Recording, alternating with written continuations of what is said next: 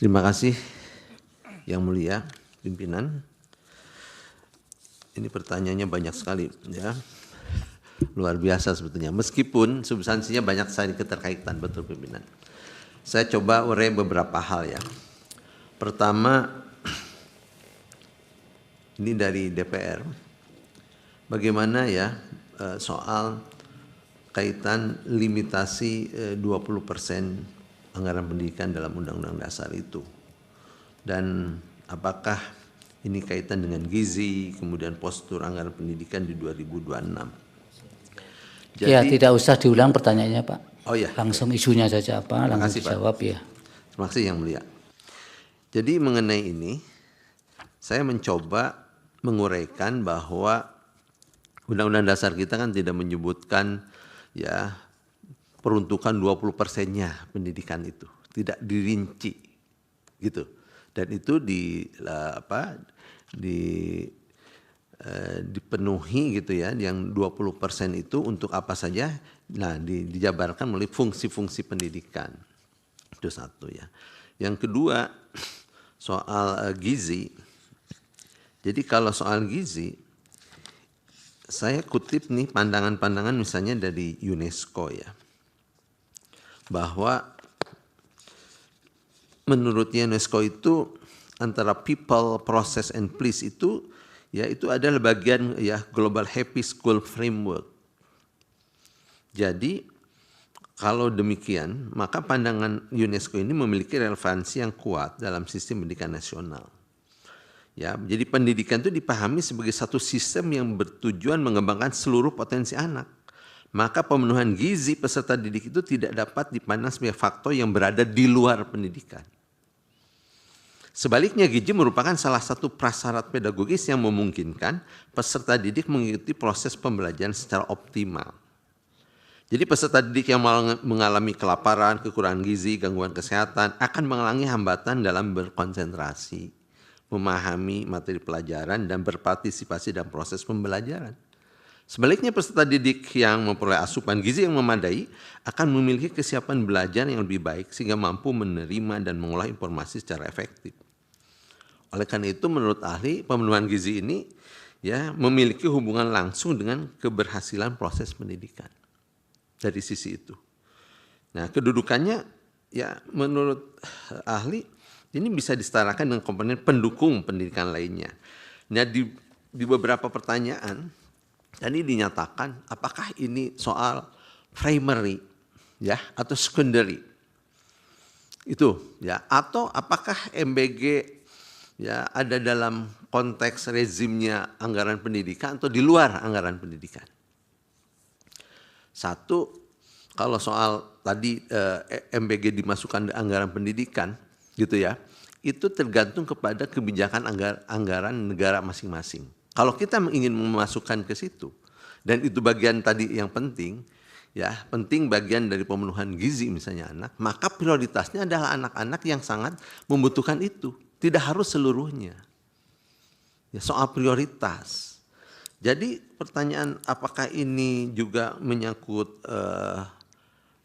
primary atau secondary, ya saya melihatnya begini. Bagi anak-anak yang memang membutuhkan gizi yang layak, yang baik gitu ya, dan anak-anak yang memang butuh itu, ya dia menjadi primary. MBG itu jadi primary. Ya. Sebaliknya bagi anak-anak yang memang tidak membutuhkan, ya gitu, ya dia tidak jadi primary. Jadi itu tergantung kita memandang dari sisi ya untuk siapanya pemenuhan gizi itu. Oleh karenanya saya melihat bahwa yang banyak dipersoalkan adalah apakah dana 20% itu ya dikurangi oleh MBG ataukah justru ya MBG-nya harus di luar atau MBG-nya harus di luar dana pendidikan gitu kan pertanyaannya. Tergantung satu politik anggaran pemerintah sendiri. Kalau mau dimasukkan ke anggaran pendidikan, maka prioritaskan standar nasional pendidikan yang 8 itu. Tapi MBG bisa menjadi priority bagi kelompok-kelompok yang rentan. Gitu. Ya, kecuali bagi kelompok-kelompok yang sudah mapan tadi ya, siswanya juga memang gizinya sudah baik, ya tidak usah dulu diberi MBG. Ya, itu satu poin. Nah, berikutnya saya ingin juga mengomentari ya. Nah, ini menarik nih. Jadi apakah MBG itu prioritas ya yang sifatnya esensial, ataukah MBG itu tadi masih bagaimana proporsionalnya? Memang dua hal. Tadi sudah dijawab soal proporsionalitas. Jadi pemenuhan 8 standar dulu tuh prioritaskan. Dari mulai standar ya di dalam 8 standar itu di dalamnya misalnya ada standar guru, pendidik atau tenaga pendidikan, terus standar kurikulum ya. Nah, kemudian standar sarana prasarana, standar pendanaan pendidikan itu sendiri, standar evaluasi dan lain-lain. Ya, itu dulu standarkan. Nah, sembari tadi MBG menurut saya jangan dikeluarkan dulu dari dana pendidikan, tapi MBG bisa jadi dia dana pengiring untuk ya anak-anak yang tadi diprioritaskan. Apalagi dengan tadi ya dinyatakan oleh beberapa yang mulia bahwa anggaran pendidikan itu terlalu anggaran MBG itu terlalu dominan, ya sekitar kurang lebih 30%. Jadi saya sepakat bahwa MBG-nya tetap tapi prioritas gitu kan. Prioritas, jangan sampai betul terlalu besar 30% itu. Kemudian, nah dengan begitu apakah dukungan operasional masih terjaga? Kalau data yang kami peroleh ya, hitung-hitungan, misalnya soal tunjangan guru ASN ya, dan seterusnya, dari sisi itu memang relatif terjaga, Majelis. Ada data yang bisa nanti dilihat misalnya, bagaimana dari sisi kenaikan anggaran pendidikan nasional, ya kemudian perkembangan anggaran tunjangan guru ASN daerah, ya 2024 misalnya, ya itu 56 triliunan, 2025 70 triliunan, 2026 74 triliunan. Itu tunjangan guru ASN daerah. Jadi dari sisi itu sebenarnya tidak banyak terganggu. Ya, justru yang banyak harus dipertimbangkan adalah soal sarana prasarana pendidikan. Ya, bagaimana dari Sabang sampai Merauke, ya bangunan sekolah dasar, sekolah menengah, ya SMP, SMA, SMK gitu. Itu mungkin standarisasi yang harus diprioritaskan kembali. Bagaimana sarana prasarana, standar pembiayaan pendidikan itu harus prioritaskan. MBG tetap masuk di situ, tapi tadi prioritaskan bagi kelompok-kelompok yang membutuhkan. Terima kasih. Dari Pak Oce silakan. Baik, terima kasih Yang Mulia. Saya akan gabungkan beberapa pertanyaan untuk direspon.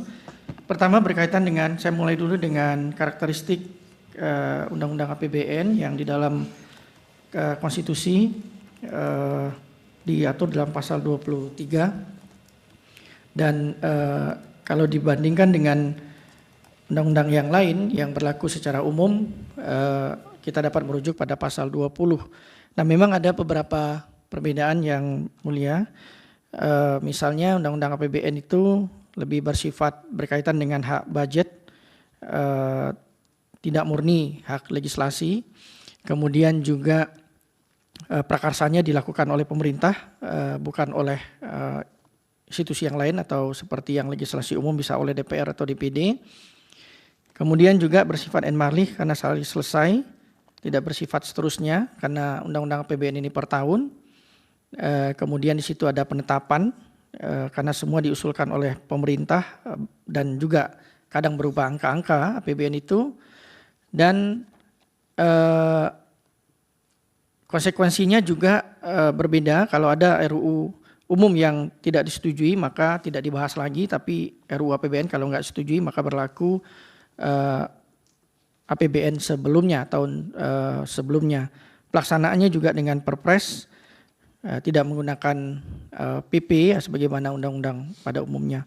Nah, ini beberapa karakteristik khusus dari Undang-Undang APBN untuk menjawab pertanyaan Yang Mulia dan Yusmik dan DPR juga tadi pertanyaan yang hampir sama. Ada karakter yang membedakan antara Undang-Undang APBN dengan undang-undang yang lain.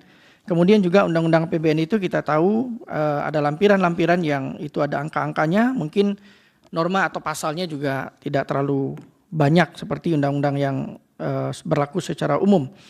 Nah, pertanyaan berikutnya, bahwa memang Undang-Undang APBN memiliki karakter khusus dan berbeda dengan undang-undang yang lain. Pertanyaan berikutnya adalah apakah MK boleh masuk untuk pengujian, batas-batasnya seperti apa? Kalau kita lihat sejarah pengujian Undang-Undang APBN, ini sudah dimulai dari tahun 2005 dan memang pengujian yang menarik adalah tentu saja pengujian berkaitan dengan apakah APBN itu mengakomodir mandatory spending yang ada di dalam konstitusi, khususnya anggaran pendidikan. Dan kalau kita lihat sejak tahun 2005, misalnya putusan 012 2005 dan seterusnya, ini juga di beberapa putusan awal Mahkamah kemudian mempertimbangkan soal ruang fiskal, keterpenuhan bertahap dari 20% itu. Saya mengutip tadi putusan 13 tahun 2008, di mana di situ memang Mahkamah membatalkan soal anggaran pendidikan karena anggaran pendidikannya di bawah mandatory spending atau 15,6%. Nah, di sini kalau kita lihat, maka tolak ukurnya tentu menurut saya pertama adalah apakah anggaran yang ditetapkan dalam APBN itu, walaupun itu berupa angka-angka, tetap bisa diuji oleh Mahkamah Konstitusi apakah melanggar mandatory spending. Jadi mungkin hal yang sifatnya objektif di dalam atau yang sifatnya kuantitatif yang bisa menjadi tolak ukur adalah soal persentase mandatory spending apakah terpenuhi apa tidak sesuai beberapa putusan MK yang menguji soal anggaran pendidikan. Berikutnya saya ingin mengutip putusan 83 PUU 11 tahun 2013 di mana di situ berkaitan dengan anggaran bagaimana negara kemudian menjamin ganti rugi kepada korban-korban lumpur lapindo, ya, secara sederhana demikian. Dan putusan ini kemudian juga dikabulkan oleh Mahkamah Konstitusi. Dalam putusan tersebut pertimbangan utamanya menurut ahli adalah soal terjadinya ketidakadilan atau diskriminasi soal ganti rugi atau perlindungan kepada korban lapindo. Dan di dalam putusan tersebut yang terjadi bukanlah membatalkan anggarannya, tetapi Mahkamah memperkuat bagaimana negara hadir untuk menjamin hak dari warga negara. Jadi bukan anggarannya yang dibatalkan, anggarannya mungkin tidak cukup gitu, kurang, tapi lebih kepada menjadi positif budgeter, di mana Mahkamah justru memperkuat kehadiran negara bagi korban yang diperlakukan secara diskriminatif. Nah, berdasarkan putusan tersebut menurut ahli batas-batasnya tentu yang pertama adalah soal mandatory spending apakah terpenuhi apa tidak. Kemudian yang kedua, apakah di situ ada diskriminasi yang sangat nyata yang disebabkan oleh model penganggaran yang dibentuk oleh pemerintah. Kemudian masuk pada pertanyaan ruang fiskal. Memang ruang fiskal itu bervariasi dan menurut ahli di Indonesia ruang fiskalnya sangat terbatas, tidak ideal atau kondisinya tidak ideal, sehingga memang membuat pemerintah kemudian harus melakukan semacam prioritas atau kita sebut dengan politik anggaran, membuat politik anggaran mana yang kemudian menjadi prioritas, mana yang kemudian menjadi second priority dan seterusnya. Ahli tadi sepakat dengan apa yang disampaikan oleh Prof. Cecep bahwa memang ukuran prioritas atau tidak, karena kondisinya tidak ideal, maka menjadi juga tidak ideal ketika kita membuat ukuran mana yang prioritas, mana yang tidak. Karena akan sangat banyak argumentasi yang melingkupi soal pilihan-pilihan politik anggaran tersebut. Tetapi menurut ahli, anggaran program makan bergizi gratis itu dapat diterima sepanjang memang program tersebut dia menjadi primary, sepanjang itu dialokasikan untuk pihak-pihak yang membutuhkan. Nah, dalam hal demikian kita tentu saja bisa merujuk bahwa pemenuhan aspek gizi bagi pihak-pihak yang membutuhkan tersebut juga bagian dari pemenuhan HAM di pasal 28B, setiap anak berhak untuk tumbuh dan berkembang dan seterusnya, kemudian 28C soal hak pemenuhan kebutuhan dasar. Jadi dalam cara pandang demikian, maka ruang fiskal yang terbatas itu sepanjang diperuntukkan bagi mereka yang membutuhkan dan itu berhubungan dengan kebutuhan dasar, maka menurut ahli itu dapat dikatakan sebagai bagian dari tujuan konstitusi untuk pemenuhan hak asasi manusia. Dan prioritas yang diberikan kepada mereka yang membutuhkan adalah bagian dari politik anggaran untuk mewujudkan intervensi negara dalam welfare state. Kemudian bagaimana dampaknya jika anggaran program makan bergizi gratis itu dibatalkan atau dikeluarkan? Maka menurut ahli kalau itu terjadi maka 20% anggaran pendidikannya tidak akan tercapai. Karena sekarang kita menggunakan pendekatan fungsi ya, sebagaimana tadi pertanyaan yang mulia Guntur Hamzah. Sekarang kita menggunakan pendekatan penganggaran berdasarkan fungsi, bukan hanya sektor. Maka kalau anggaran program bergizi gratis bagi peserta didik itu dibatalkan atau dikeluarkan, maka dia tidak akan 20%-nya tidak akan tercapai. Tentu dengan demikian anggaran minimal 20% mandatory spending itu tidak akan terpenuhi kalau itu tidak dimasukkan sebagaimana fungsi pendidikan yang sekarang di pendekatan itu dianut di dalam anggaran kita. Pendekatan fungsi ini sangat berkaitan dengan bagaimana cara pandang penyusunan anggaran yang dalam Undang-Undang 17 tahun 2003 itu disebut dengan prinsip atau azas akuntabilitas berorientasi hasil atau performance based budgeting atau dalam istilah populer money value functions, di mana alokasi anggaran itu berdasarkan fungsi-fungsi tertentu dalam mencapai hasil, tidak lagi hanya sekedar membagi anggaran itu pada institusi atau sektor. Dan menurut ahli belakangan inilah pendekatan yang seharusnya dilakukan dalam penyusunan anggaran nasional sebagaimana juga dikehendaki sebagai azas di dalam Undang-Undang Keuangan Negara, azas akuntabilitas berorientasi hasil. Jadi boleh jadi anggaran pendidikan itu akan tersebar sangat bergantung kepada bagaimana fungsi-fungsi dari anggaran itu dalam sektor pendidikan. Kemudian merespon pertanyaan berkaitan dengan bagaimana memberikan dasar soal anggaran MBG yang menjadi bagian dari pendidikan. Ali ingin menyatakan bahwa memang dalam kondisi yang tidak ideal dan ruang fiskal yang tidak terlalu besar, memang tidak ada standar yang pasti untuk mengatakan bahwa anggaran A masuk dalam sektor pendidikan, anggaran B tidak. Karena pada akhirnya kalau kita lihat juga ada banyak sekali anggaran di dalam fungsi pendidikan, boleh jadi pengadaan A, pengadaan B, kenapa pengadaan laptop itu masuk, kenapa pengadaan yang ini tidak masuk. Jadi menurut ahli adalah sepanjang memang penjelasannya di dalam rencana kerja pemerintah, ya, kemudian dokumen-dokumen anggaran, program-program itu atau pengadaan-pengadaan itu, proyek-proyek itu berkaitan dengan institusi pendidikan, maka anggaran itu bisa kita golongkan sebagai bagian dari anggaran pendidikan. Apakah dia masuk sebagai prioritas atau bagian dari pendukung. Karena kalaupun kita kemudian detailkan anggaran itu dan kemudian kita nilai satu persatu, maka akan kebingungan juga untuk mencari standar pastinya seperti apa. Jadi ahli berada dalam posisi bahwa kalau anggaran itu berkaitan dengan komponen pendidikan, maka dia bisa masuk di dalam anggaran mandatory spending yang itu sangat berkait kepada komponen-komponen pendidikan tadi, misalnya peserta didik, gaji dan seterusnya. Nah, soal sejauh mana keterpenuhan aspek-aspek lain di dalam komponen pendidikan itu seharusnya juga menjadi perhatian pemerintah, maka Ali juga Ali setuju kalau kemudian anggaran 20% itu kita maknai memang sekurang-kurangnya. Karena memang konstitusi menyatakan demikian.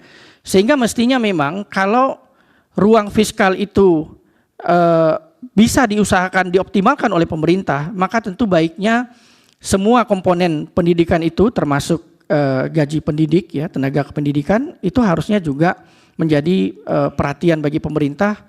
Terutama ini juga sudah diputuskan di salah satu putusan Mahkamah Konstitusi soal 13 di putusan 2007 soal bagaimana gaji pendidik itu juga harusnya masuk menjadi komponen anggaran pendidikan. Sehingga menurut ahli memang kita tidak bisa merujuk pada ketentuan atau norma tertentu bagaimana memastikan standar sebuah program atau sebuah proyek dia masuk dalam mandatory spending, tetapi pertimbangannya lebih kepada sejauh mana program-program itu sangat berkait dengan komponen utama pendidikan. Komponen utama pendidikan itu peserta didik, tenaga-tenaga kependidikan, dan juga sarana prasarana. Cukup, Pak. Baik, demikian Yang Mulia respon dari ahli berkaitan dengan beberapa pertanyaan tadi. Terima kasih. Baik, untuk DPR masih satu ahli ya. Kemudian dari Presiden diberi kesempatan 1 kali lagi dan akan dijadwalkan di hari Rabu. Izin Yang Mulia. Sebentar dulu, Pak. Baik.